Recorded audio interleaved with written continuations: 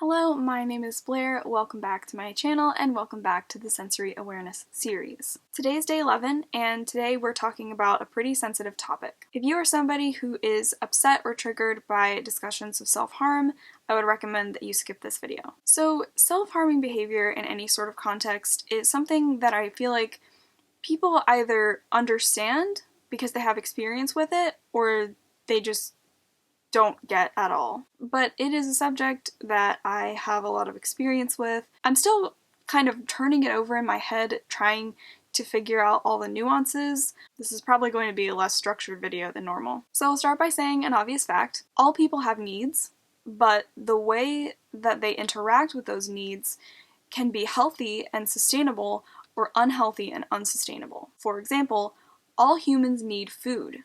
This is non-negotiable. It's just a fact. However, you can have a healthy relationship with food or an unhealthy relationship with food, depending on, well, a lot of different things. The healthy-unhealthy distinction isn't super clear all the time, but hopefully that small example illustrated how the need is neutral, but the way you approach getting it met can be healthy or unhealthy. We all have a need to engage with our sensory environment in some way, shape, or form.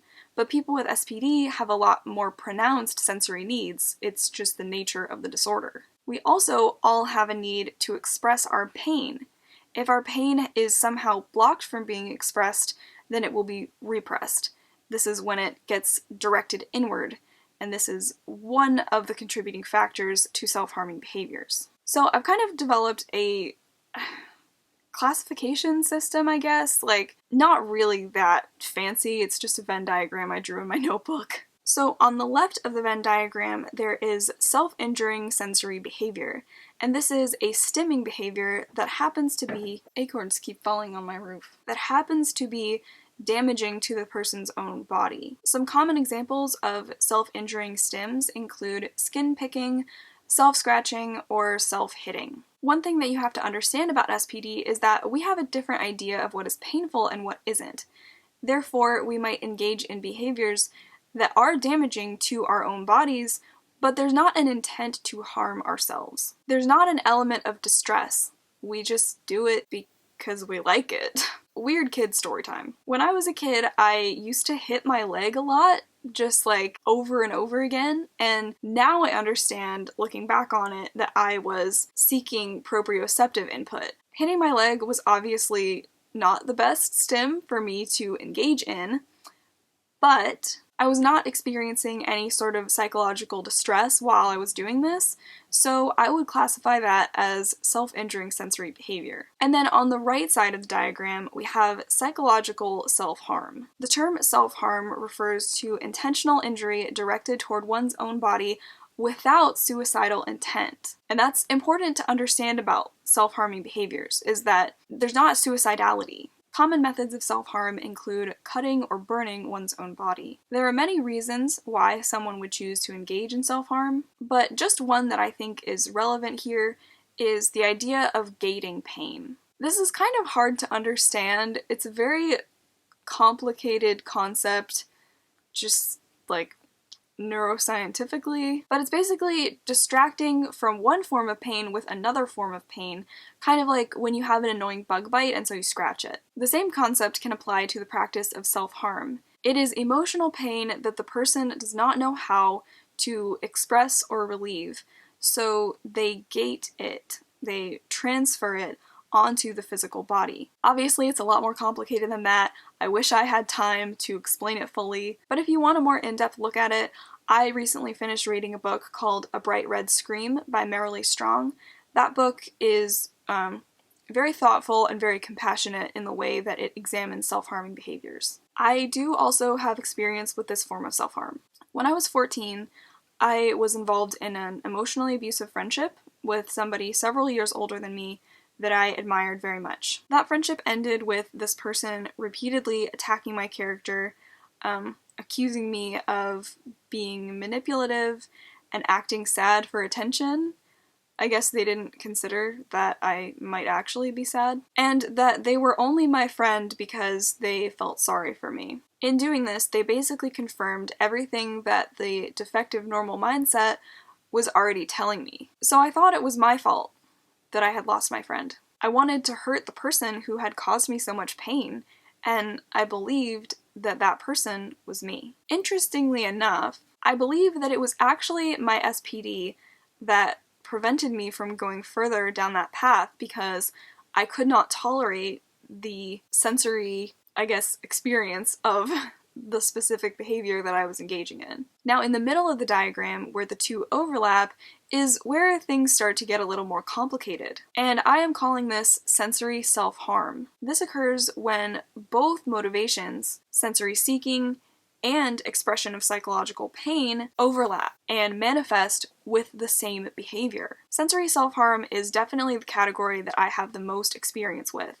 and I think a lot of SPDers would agree with me. When I was younger, and I would have a meltdown, I would do that same behavior that I had used before as a stim. I would hit my leg repeatedly, sometimes until it bruised. It was still a stim for me. It was still a sensory outlet, but this time my motivation was different.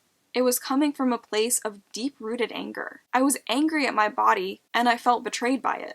I felt trapped. I was seeking proprioceptive input, and I was expressing pain, but I was approaching both of those needs in an unhealthy, unsustainable way. So obviously my Venn diagram is not perfect. I can already think of several outliers off the top of my head. People who have disorders like OCD or Tourette's may self-injure compulsively even though they don't want to, and people who are otherwise neurotypical might start to self-harm with a psychological motive and then become attached to the sensory experience of whatever they're doing, which, might indicate that they aren't as neurotypical as they seem. So how do we respond? What do we do about this? Now, I'm not a psychologist, so don't take my words as authoritative, but here are my ideas. In cases of self-harm, identify the sense that is connected with the behavior, and redirect the person to a healthy sensory behavior that serves the same purpose. If the person is a child, you will obviously have a lot more influence over what they do, but if they're an adult, you can suggest alternatives, but you can't really make them do anything. In cases of psychological self-harm, it is very likely due to a repressed need or past trauma. Psychotherapy can help with processing the trauma and finding healthier ways to express pain, but if that is inaccessible to you, I have linked some free resources in the description. I believe that sensory self-harm, the middle part of the diagram, is going to be the most relevant for people with SPD. And for this, you're going to need to use a twofold approach. Identify and meet sensory needs just like you would in a non-crisis situation, and then consider what underlying pain might be present that is motivating the person to want to harm themselves. It's very common for sensory self-harm to happen during meltdowns, because meltdowns are just so intense and emotional and overwhelming that the person might lose control of their body and be unable to resist the impulse to self-harm. But if you notice some signs of psychological self-harm outside of that situation, the sensory aspect is something that you are going to have to consider and incorporate when deciding what to do. Self-harm is a behavior that is very hard to conquer, usually, once you start doing it. Some people subscribe to an addiction model of self-harm, which states that because your body releases endorphins in response to injury, the brain becomes hooked on that, and the behavior is reinforced neurochemically each time the person engages in the behavior. But I think that there are other reasons why it's really hard to stop, and it's because of the mindset that you deserve to be hurt. If you have a mindset that tells you that you deserve to be hurt, that's not going to go away in any short amount of time. If someone you love is self-harming, it can be sad, scary, disheartening, and just you feel completely helpless because you can't make them do anything. Make sure the person knows beyond a shadow of a doubt that they are accepted and loved by you. Just the knowledge that they have one person in their corner, that they have one lifeline they can call in times of crisis. Just having that knowledge in their mind can be enough to help them resist the urge to self-harm, whether that self-harm is psychological or sensory in nature. Thank you for sticking with me to the end of this video. I'm sure it wasn't fun. I'm going to squeeze my banana cat now because that was really hard for me to talk about. But honestly, I've never heard somebody actually mention that psychological self-harm is potentially an underlying motivation for those self-injuring stims. Trying to address only the observable behavior of self-harm without addressing the possible causes is like trimming a weed with a pair of scissors. It'll always grow back if you don't pull it out by the root. Thank you for watching this video. Go do something sensational today. You deserve it after sitting through all this. And I will see you tomorrow. Bye.